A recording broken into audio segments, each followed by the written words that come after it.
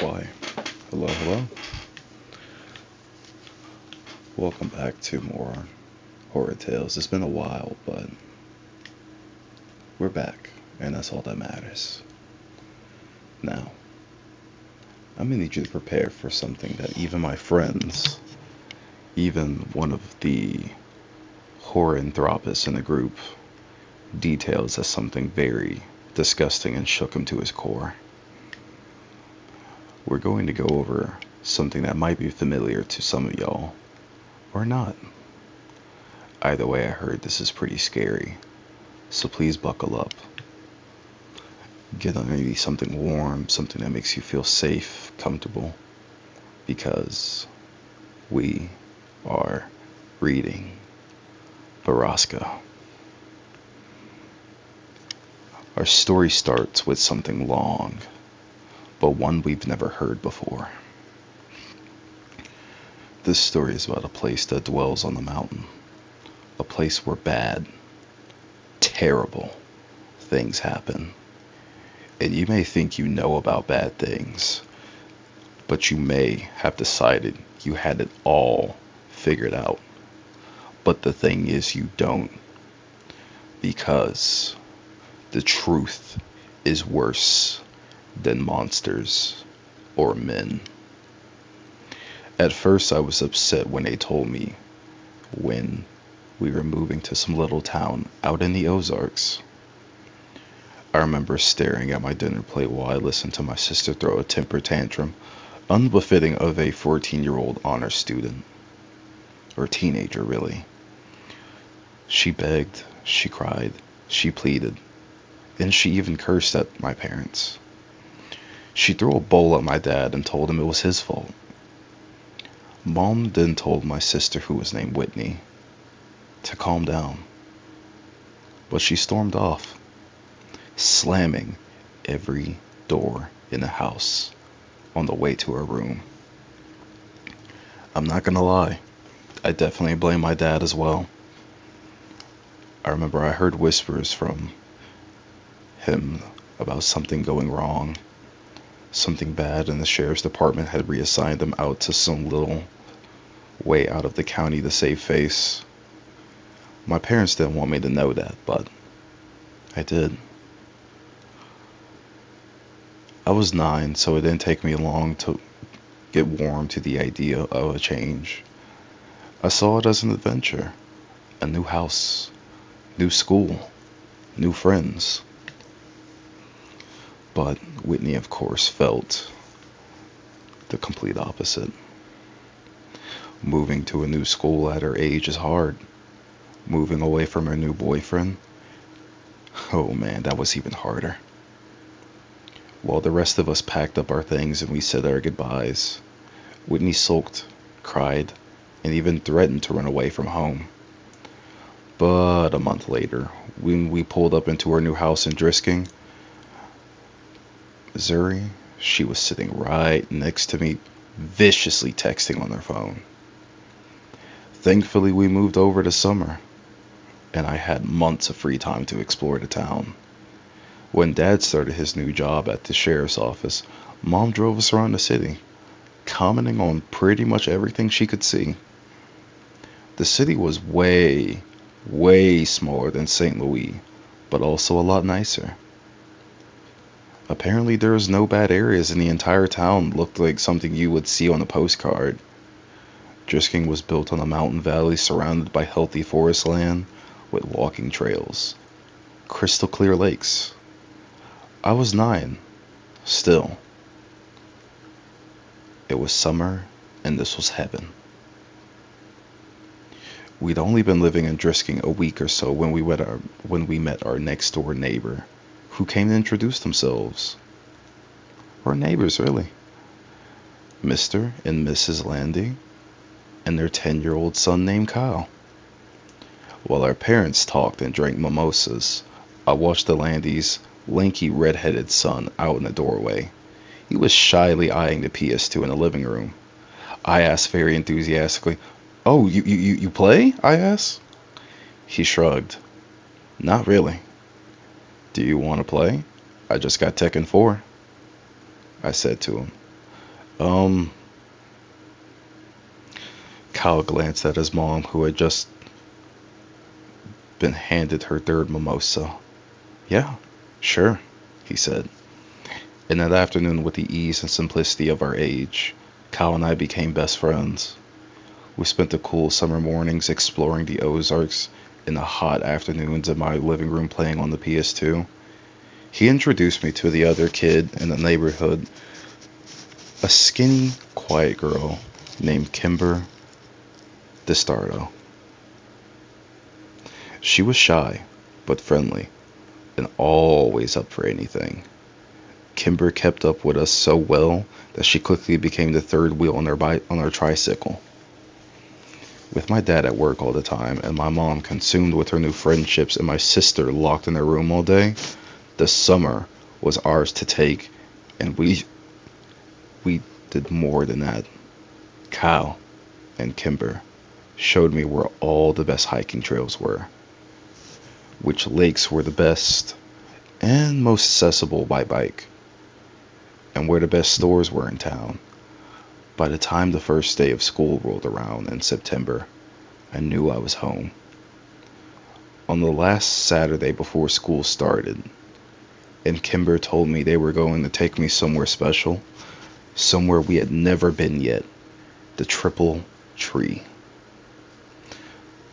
What is a triple tree? I asked. It's a totally awesome and huge tree house out in the woods, Kyle said very excitedly. Whatever, Kyle. Come on, you guys. If there was a freaking tree house, you would have showed it to me already. Nuh-uh. We wouldn't have. Kyle shook his head. There's a ceremony for first-timers and everything.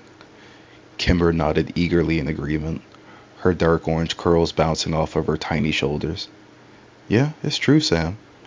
If you enter the tree house without the proper ceremony, you'll disappear. And you'll die. My face fell. Now I knew that they were making fun of me. That's gotta be a lie. You guys are lying to me. No, we're not, Kimber insisted. Yeah, we'll show you. We just have to get a knife for the ceremony and we'll go. What? Why do you need a knife? Is it a blood ceremony? I whispered. No way, Kimber promised. You just say some words and you carve your name into the triple tree. Yep, it takes like 1 minute, Kyle agreed. And it better be a really cool tree house, I asked. Oh yeah, Kyle promised. Okay, I guess I'll do it then. Kyle insisted on using the same knife he used during his own ceremony, but we paid a price to get it. Miss Landy just happened to be home with her youngest son Parker, and despite Kyle's many objections, his mom insisted we take his 6-year-old brother with us. Mom, we're going to the treehouse. It's for older kids. Parker can't go. I don't care if you're going to see an Exorcist movie marathon. You're taking your brother with you. I need a break, Kyle. Can't you understand that? And I'm sure your friends won't mind. She flashed Kimber and me a challenging look. Right? No, not at all, Kimber and I said, both in agreement. Kyle made a loud, dramatic sigh and called his brother. Parker, put your bloody shoes on. We're leaving now. I'd met the youngest Landy several times before and found he was unlike his older brother in looks and in disposition. Where Kyle was a wild, excitable fireball with hair to match, Parker was anxious, fidgety, with small eyes and dark brown hair. We all got on our bikes and made our way to the lesser-known hiking trail a few miles away. I'd asked before where the trail led when we'd ridden across it several weeks before, and Kyle had given me a very underwhelming answer of, nowhere interesting. We pulled up to the trail, head and leaned our bikes against its wooden sign which read, West Rim Prescott Ore Trail. That's a mouthful. Why are there so many trails around here named Prescott? I asked. Is this Prescott Mountain or something? Kimber laughed. No, dummy. It's because of the Prescotts, you know? The family that lives in a mansion up on Fairmount. Mr. Prescott and his son Jimmy own like half the businesses in town. More than half, Cal said. Which ones? Does he own a game shop? The only store in Drisking I really cared about. I don't know about that one. Cal wound the lock around the 4 bikes and clicked the bar into place, then spun the numbers on the dial. But like the hardware store, the pharmacy, Gilton's on second, and the newspaper. Those are the ones that they own. Did they start this town? I asked. Nah, mining started the town. I think that I want to go home. Parker had been so quiet. We all completely forgot he was there. Rolling his eyes and sighing, Kyle said, "You can't go home. Mom said I had to bring you. Come on, it's only a 2-mile walk. I want to take my bike." Parker answered, "Too bad, we're going off trail." "I don't want to go. I'll stay with the bikes." "Don't be such a wussy." I'm not." "Cal, be nice," Kimber hissed. "He's only 5. I'm 6. Parker objected. "I'm sorry, 6. You're 6. She then smiled at him. "Alright, fine. He can hold your hand if he wants, but he's coming." Kyle turned and started up the trail.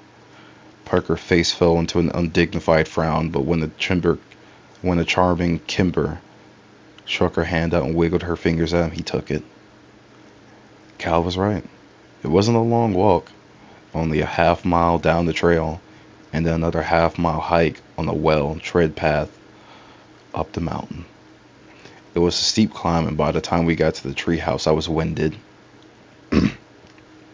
"What do you think?" Kyle asked excitedly. I studied the tree as I caught my breath. It's pretty awesome," I smiled. "And, ooh, you guys didn't lie. This is the biggest treehouse I've ever seen. It had multiple rooms, there was curtains in the windows, and a sign above said, 'Amber Cot Fort.' And a rope ladder hung below the threshold, missing several planks." "I'm going up first," yelled Parker, but Kimber caught his arm.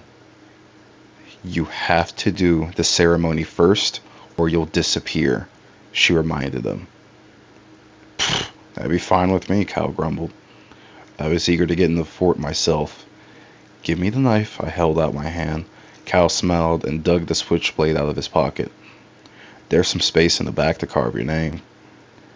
I opened the knife, walked around the tree looking for an empty spot.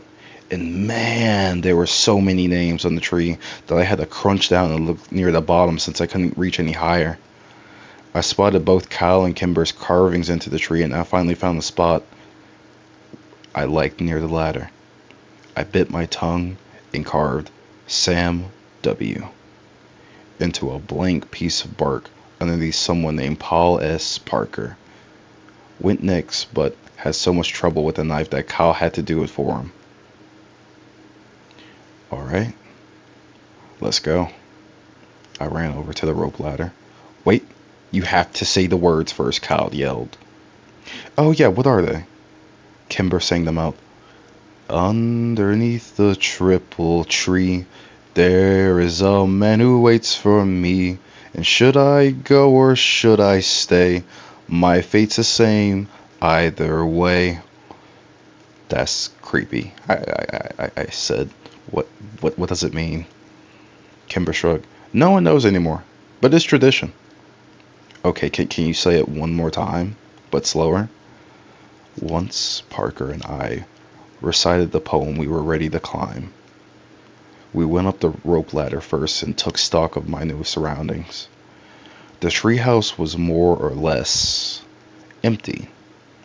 Just a dirty rug here and there and some trash. Old soda cans, beer cans, and fast food wrappers.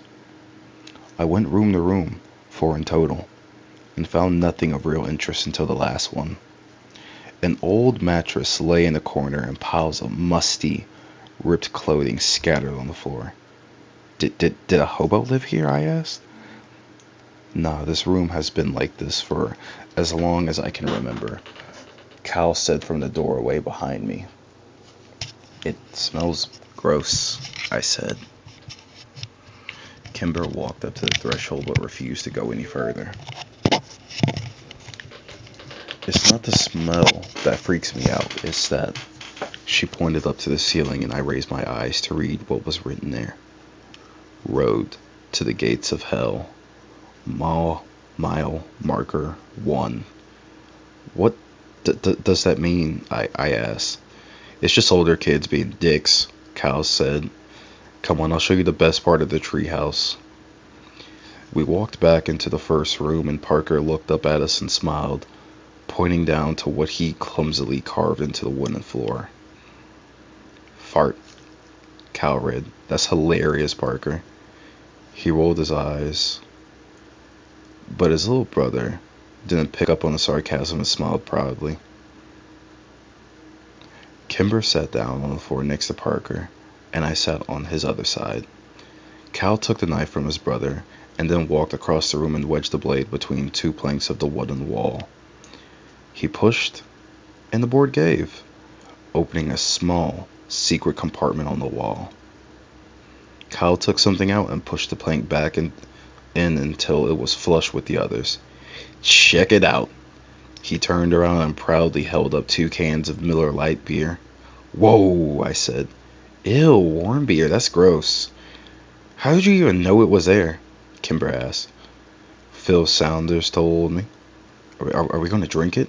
I asked. Hell yeah, we're going to drink it. Kyle came and sat down in their circle, popped open the first beer and offered it to Kimber. She eyed it like he was trying to hand her a dirty diaper. Come on, Kimmy. Don't call me that. She yelled at him and then reluctantly took the open beer. She smiled and made a face, pinched her nose, and took a small swig. Kimber shuddered. That was even grosser than I imagined. I don't want any. I'll tell Mom, Parker said quickly as the beer was passed in front of him. Good, 'cause you ain't getting any, Kyle promised, and you ain't telling Mom shit. I put on my best poker face and took a long, deep swallow of the warm beer before I had the chance to smell it.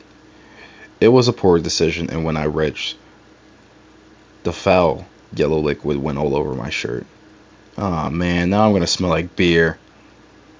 We spent the next hour and a half drinking the 2 cans of Miller Lite, and after a while the taste grew more tolerable. I couldn't tell if I was becoming a man or I was actually getting drunk. I hoped it was the former. When the last drop of the beer was consumed, we spent 20 minutes trying to determine if we were drunk. Kyle assured us that he was wasted while Kimber wasn't sure. I didn't think I was, but I failed all of our drunk tests. Kimber was in the middle of reciting the alphabet backwards, then a loud, metallic, grinding suddenly pierced just through the calm mountain air, like a gunshot. Kimber stopped talking, and we spent a few minutes staring at each other, waiting for the noise to end. Parker curled into Kimber and put his hands over his ears. After what seemed like 10 whole minutes, the sound ended as suddenly as it began. What was that? Both Parker and I mumbled something into Kimber's sweatshirt. Do you guys know what I said? Kimber stared at her feet as she crossed and uncrossed them. Well? It's nothing, Cal answered. We hear it sometimes in town. It's not a big deal. It's just louder up here. But what's making that sound? Borrasca, Kimber whispered without taking her eyes off her feet. Who's that? I asked. Not who, where, Cal answered. It's a place. Another town? No, it's just a place in the woods. Oh. Bad things happen there, Kimber said more to herself than me. Like what? I said. Bad things, Kimber repeated. Yeah, don't ever try to find it, dude, Cal said. Or bad things will happen to you too. But like, what bad things? I turned around. Cal shrugged and Kimber stood up and walked over to the rope ladder. We'd better go. I have to get to my mom. Back home, she said. We climbed down the ladder one by one and then started to walk back to the trail in an unfamiliar silence. And I was dying of curiosity about Borrasca but couldn't decide if and what to ask about it. So who lives there? Where? Cal asked. Borrasca, I said. The skinned men, Parker answered.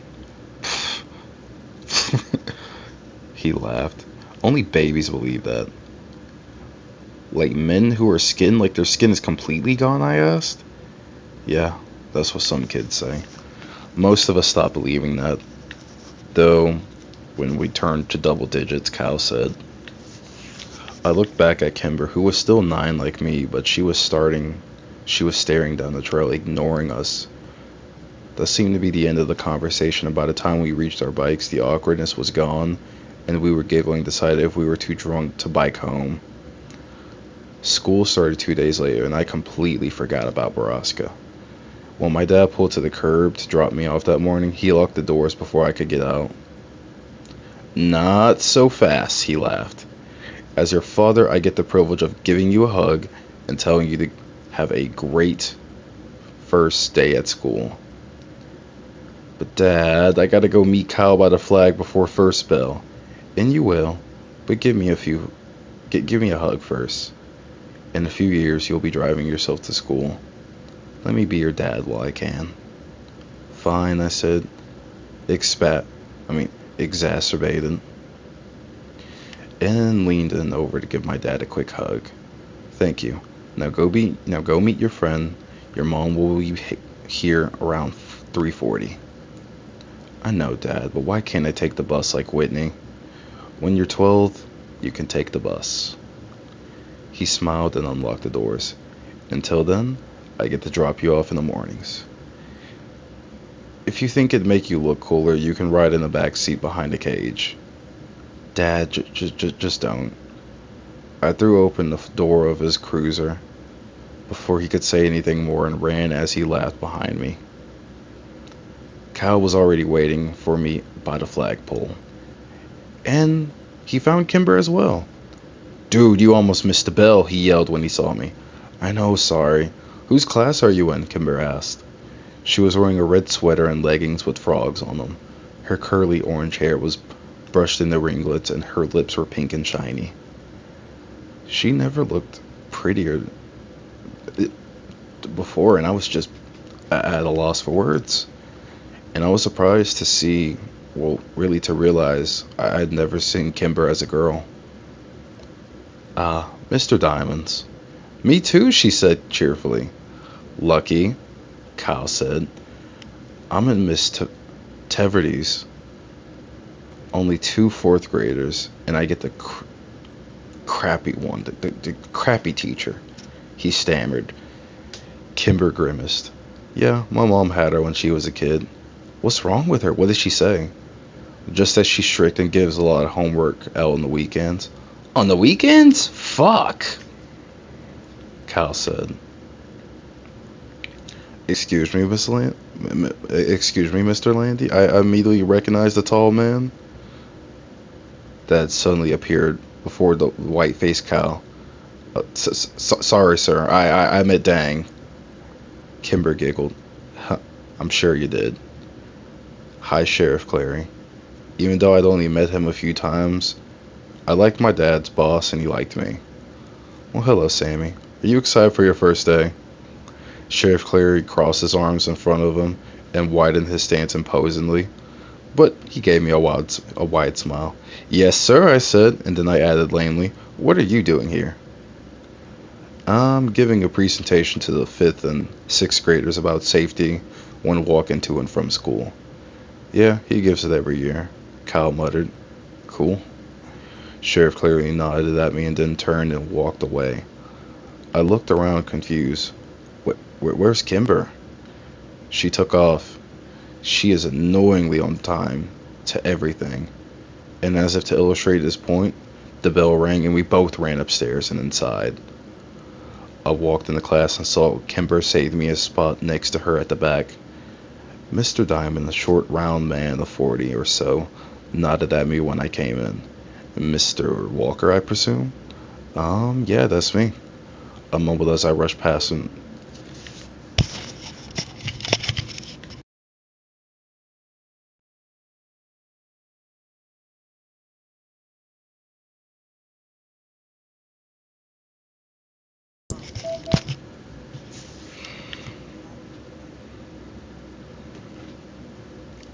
As I rushed past him to the desk next to Kimber.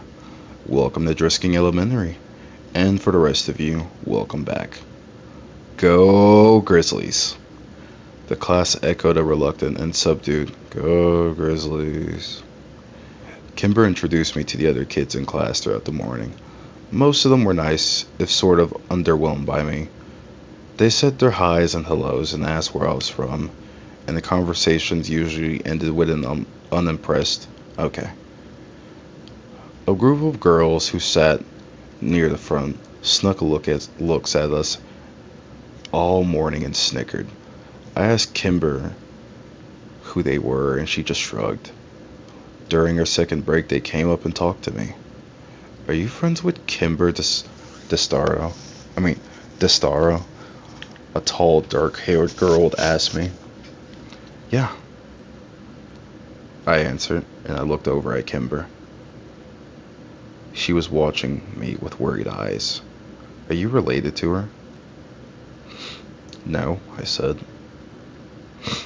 I didn't think so because you don't have orange hair. I didn't know what to say to that. You don't have to be friends with her, you know, said the second girl with the oddly round face. I want to be friends with her.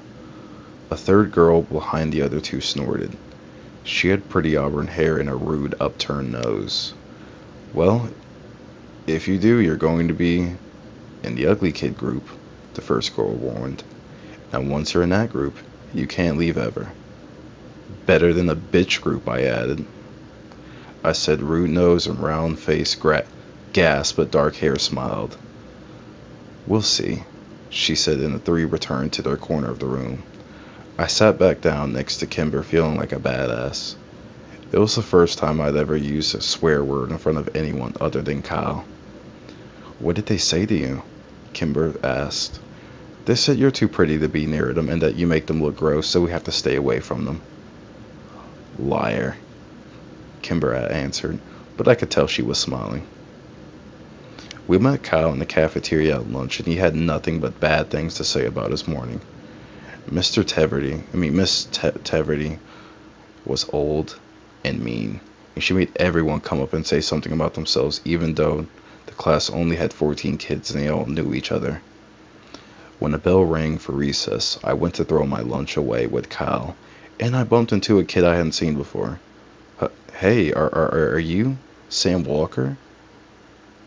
The kid asked. Yeah. Oh, your sister is dating my brother. Oh, man. Kyle laughed. Your sister is dating a Whittaker. Shut up, Kyle, the kid grumbled. She's gonna be Whitney Whittaker. As funny as it was, I couldn't help but feel a bit surprised.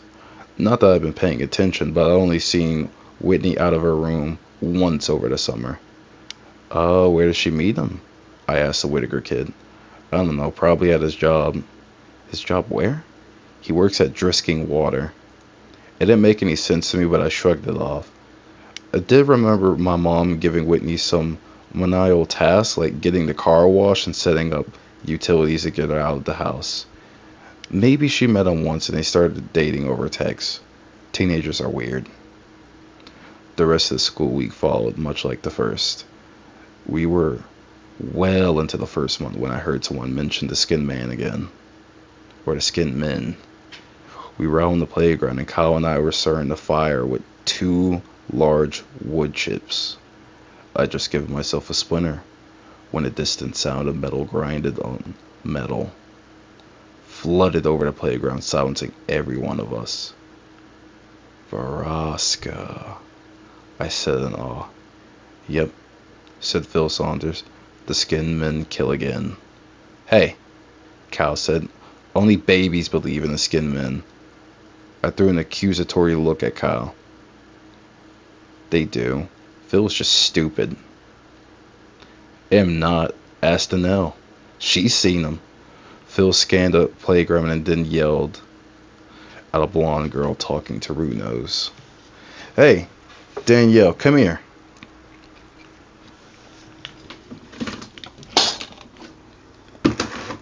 The blonde girl rolled her eyes but came skipping over anyway. What do you want? I told you Kayla doesn't like you, Philip. No. Tell them about the skinned men. Phil gestured to the air around us, which was filled with a metallic scraping coming down from the mountain. You tell them, she said. No, you saw them, so you tell them. I didn't see them. Paige saw them. Oh, Phil said, and an uncomfortable silence descended.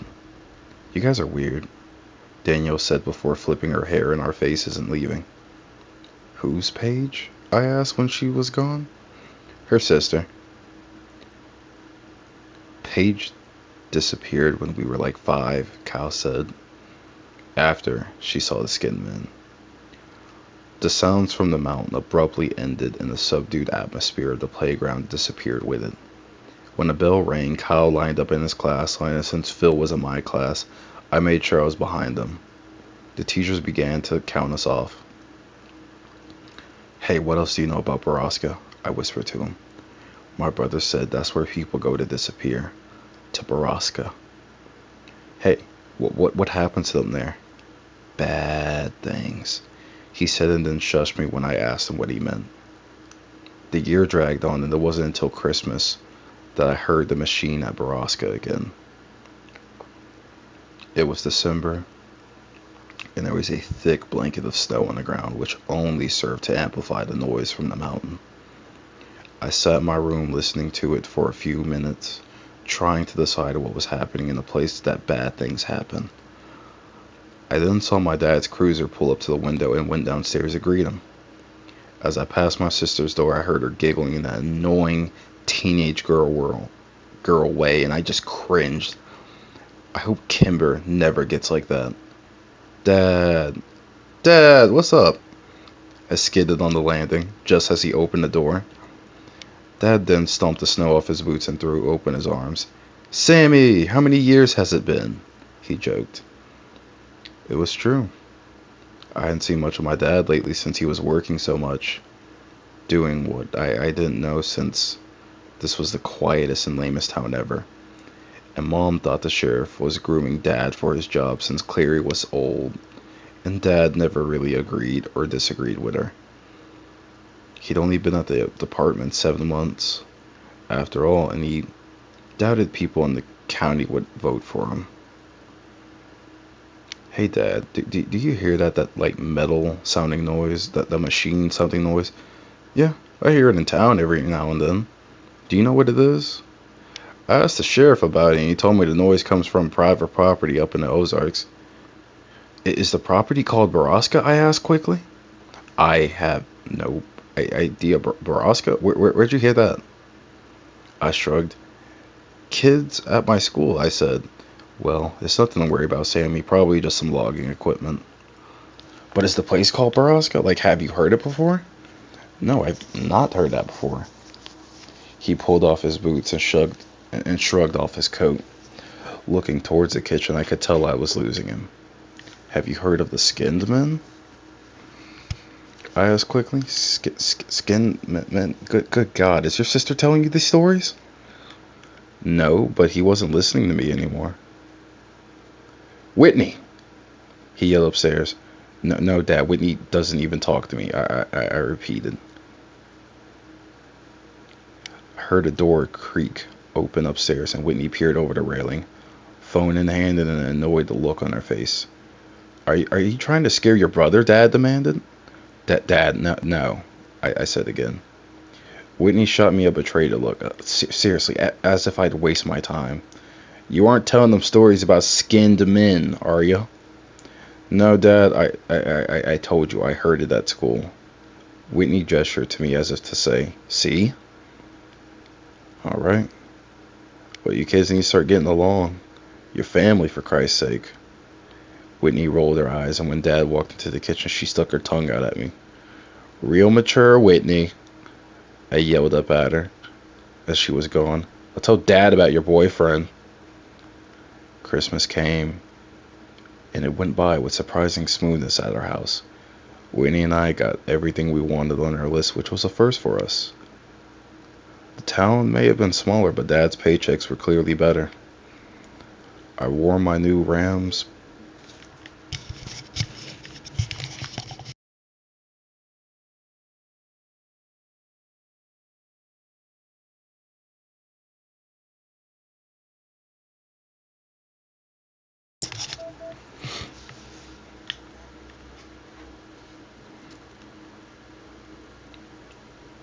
I wore my new Rams parka on the first day back to school after Christmas break. Cal fawned over it, and Kimber showed off the blue pearl necklace her mom had gotten her for Christmas. Cal and I feigned interest but did it poorly. Kimber knew, but just seemed happy we cared enough to fake it. As we said goodbye to Cal for the morning, Kimber was suddenly slammed from the side. Cal caught her before she fell, and I spun around angrily to see dark-haired girl, whose name I learned was Phoebe Dranger, laughing and walking away from us with round-faced girl. "You're bad people who make poor life choices," Cal yelled out. "When I'm your boss someday, I'll make you clean bathrooms," he said.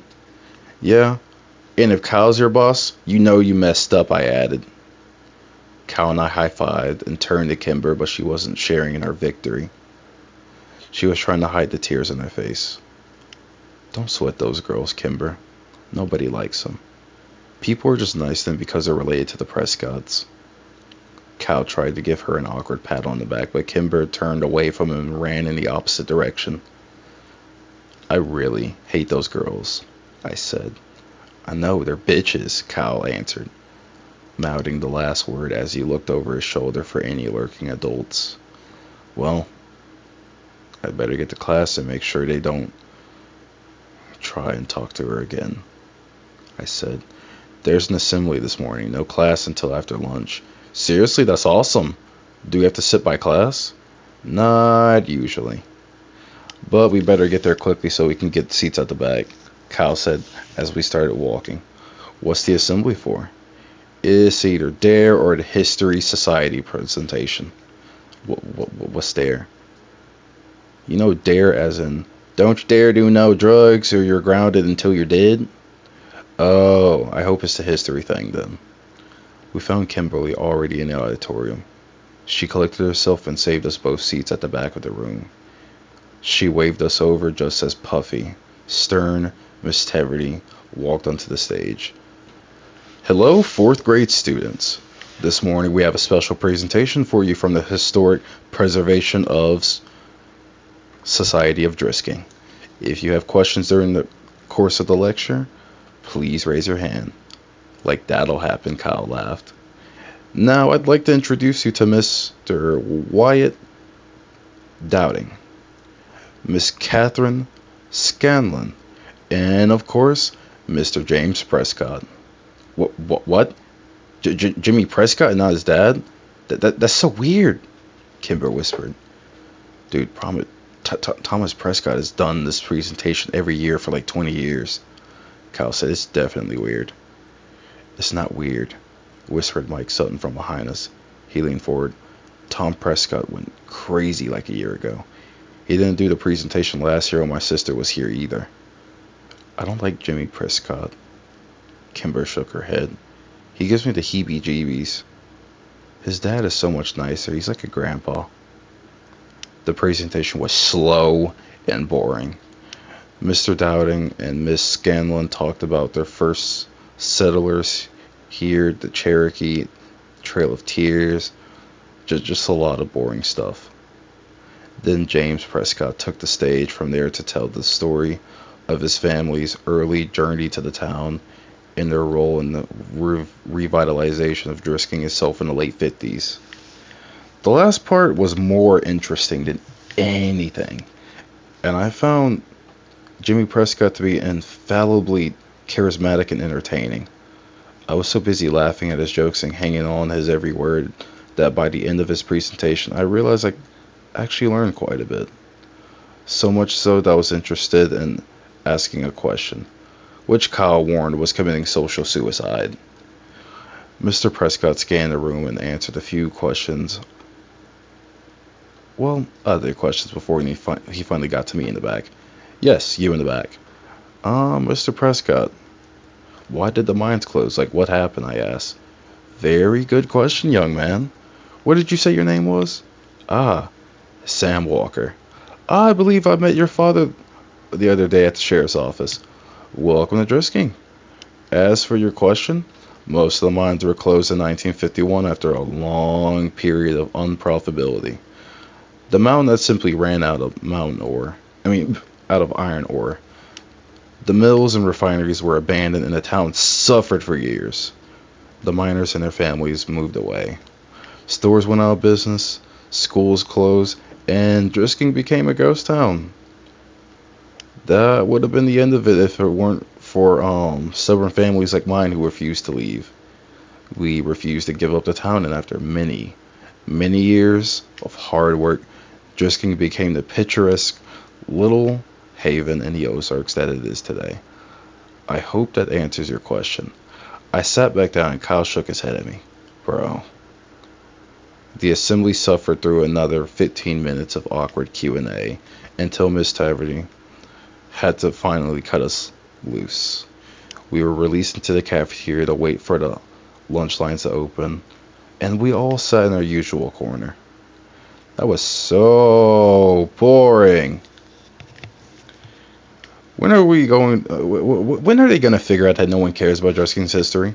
Seriously, I fell asleep like 3 times. Kimber nudged me. Sam seemed to care, she teased. I just wanted to know about the mines. Mines are creepy, after all, I said. Yeah, but all our mines were blown up. You can't go in there anymore, Cal said. Blown up? Kimber nodded. Some kids died after going into the mines, so the city set off controlled blasts to implode the caverns. At least that's what my mom said. They messed up, though, and I heard they blew up the water table, or poisoned it or something. What, how do you know that, Kyle asked. Kimber shrugged. I don't know. Heard my dad talking about it. Did they use C4 or something? I guess. So, like, we all drink the water, so we all have C4 in our bodies, and we could explode at any minute, Kyle said, excitedly. Do you think that's what's happening to all the missing people? I asked him, just sitting there one day, and then boom! Yeah, dude, Kyle grabbed my shoulders, and that's where the skinned men come from. I made the international symbol of mind blown, and we laughed hysterically. You guys are dumb. Kimber rolled her eyes, but then she laughed when Kyle fell on the floor pretending he was exploding. I remember thinking in the moment I was happy here in Drisking, Missouri, with these 2 people. Happier than I'd ever been anywhere else. It was the last truly happy moment I ever had. Less than an hour, Mr. Diamond's phone rang and he exchanged a few quiet words with the person on the other end, his eyes flicking to and from on my desk. It was hard to be surprised when he hung up and asked me to come to the front. When I got there, he told me my mom was waiting for me in the office and I was going home for the day. I traded a confused and worried look with Kimber and then packed up my backpack and went to the office. When I got there, Mom was crying. We drove home in train silence, and I was too afraid to ask what happened. Mom parked the car a block from our house, which was blocked by several police cars. When an explanation didn't come, I broke the silence. Is it Dad? I asked quietly, holding back tears and stammering profusely. No, honey. Dad's fine, she whispered. What happened? I asked. Whitney never made it to school this morning. She Mom's voice broke over her name. Oh no, Mom, I think she ditched, I said quickly. I saw her leave this morning and it was really early, like 6, and she was with her friends, Pete Whittaker and that kid Taylor. know that, Sam. But they made it to school and Whitney wasn't with them. They said she went by to stop Circle K near Drisking High, so they left her there. And no one has seen her since. Well, my brain's struggling to come up with an explanation. Maybe she's ditching. No, honey. My mom put the car back in drive and drove up to her home, parking behind a police cruiser. The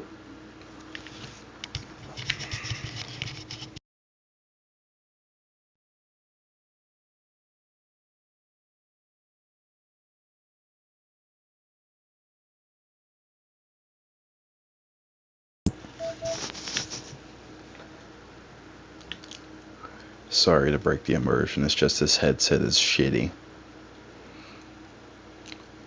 No, honey. We parked behind the police cruiser, and the police, as well as your father, think that Whitney is with Jay. But she has a new boyfriend here. I said, we found all her books on the floor of her room this morning and half her clothes, along with some cash of your dad's. But right now we think she hitched a ride to St. Louis and that she's with Jay. The sheriff's office is trying to contact the boy's parents. I kept thinking to myself, Whitney ran away? Anyone who knew my sister knew she was prone to dramatics and empty threats. Plus, she was dating Chris Whitaker's older brother, Pete.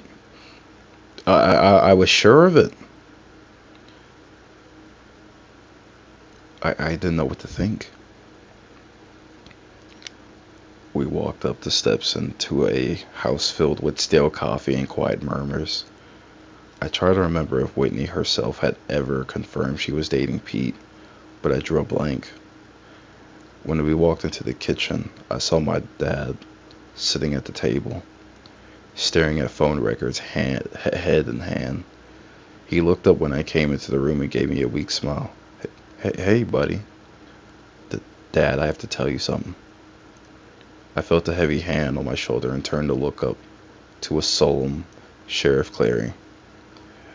Everything and anything you might know, son, no matter how trivial you think it is. I nodded and sat down at the table with my dad as my mom handed the big man a cup of coffee. Here you go, Sheriff, she said weakly. Please, Miss Walker, call me Gillian. My mother nodded and retreated back into a darkened corner to talk quietly with Sheriff Cleary's wife, Grace. What do you know, Sam? My dad asked as he rested his chin on his hand in a mock symbol of prayer, as though I might deliver him from his suffering. Well, I heard Whitney had a boyfriend, that guy Pete Whitaker that she's been hanging out with, and I know I saw them and Taylor Dranger leave this morning before me. What time did they leave? Asked the sheriff. I don't know, like before 6. He nodded. That matches the statements of Taylor Dranger and a Whitaker boy. My father's head sank lower into his hands, and I knew I'd let him down. But I don't think she went back to St. Louis because she was dating Pete. I don't think she wanted to be with her boyfriend back home anymore. I understand that, son, but a teenage girl's mind is a complicated thing. My officers are trying to get a hold of the boyfriend's family back in St. Louis. Clary nodded to my father. Now why don't you head to your room and let us work, Samuel? I looked up at him in surprise. What? No, I want to stay down here. I can help. No, son, there's nothing more you can do. You've been a good brother. Now let us handle this. But I can help. You already have. Dad, I looked over at him with begging eyes. Go to your room, Sam, he said quietly after a moment. I balked. Dad, now. I was so angry, I did the only thing that I could have done to make my rage known. I stomped upstairs, slammed the door, and then sat on my bed in disbelief. Tears came and I laid there, feeling helpless, worthless, and scared for my sister.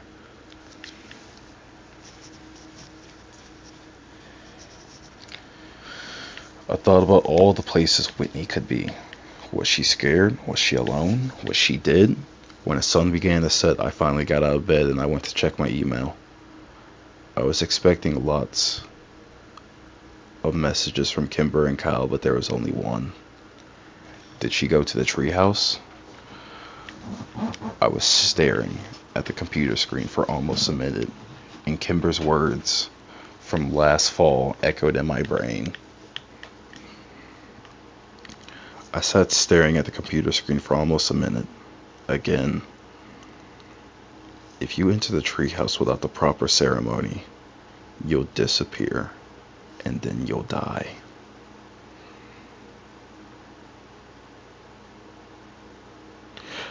I didn't buy that Whitney had gone to Circle K that morning, and I especially didn't believe that she hitchhiked out of nowhere, out of town.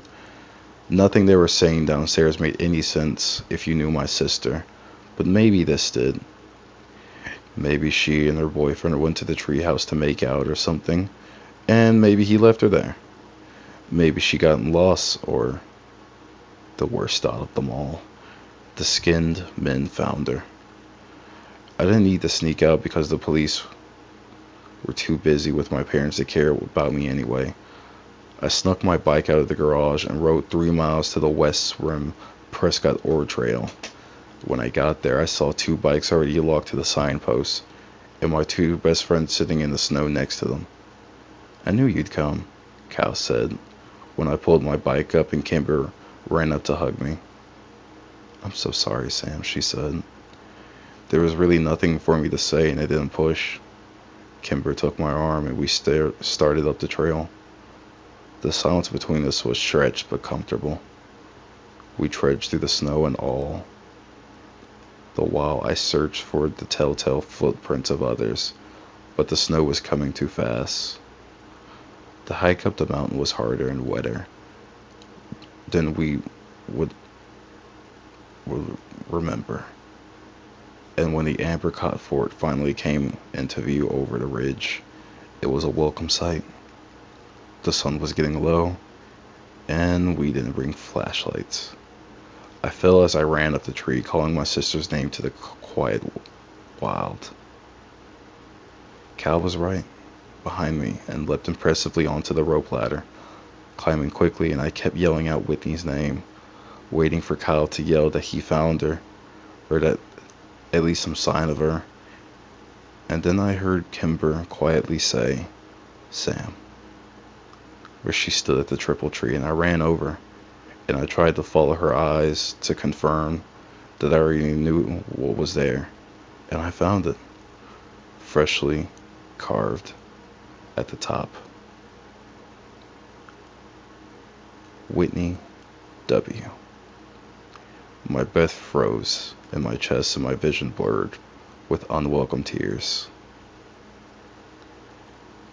And as the sun took its last desperate breath before plunging into the deep of the horizon, a deafening, metallic whirl sang out from the wilderness and spilled down the mountainside.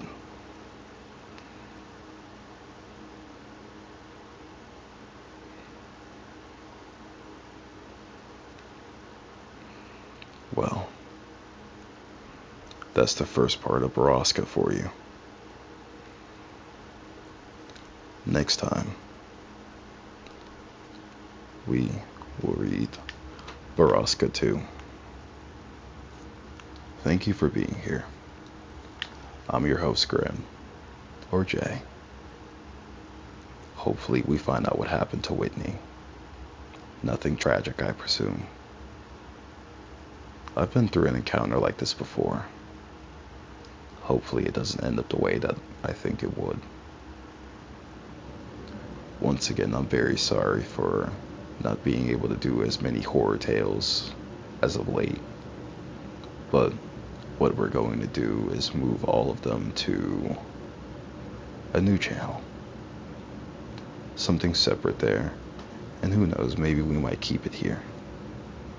But until then, please enjoy yourself. Be excited for life, and don't forget to cherish and hold all those dear to you lovingly. And actually go out of your way to learn more about the people you love. You never know when it could be your last. Until then, I'll see you next time.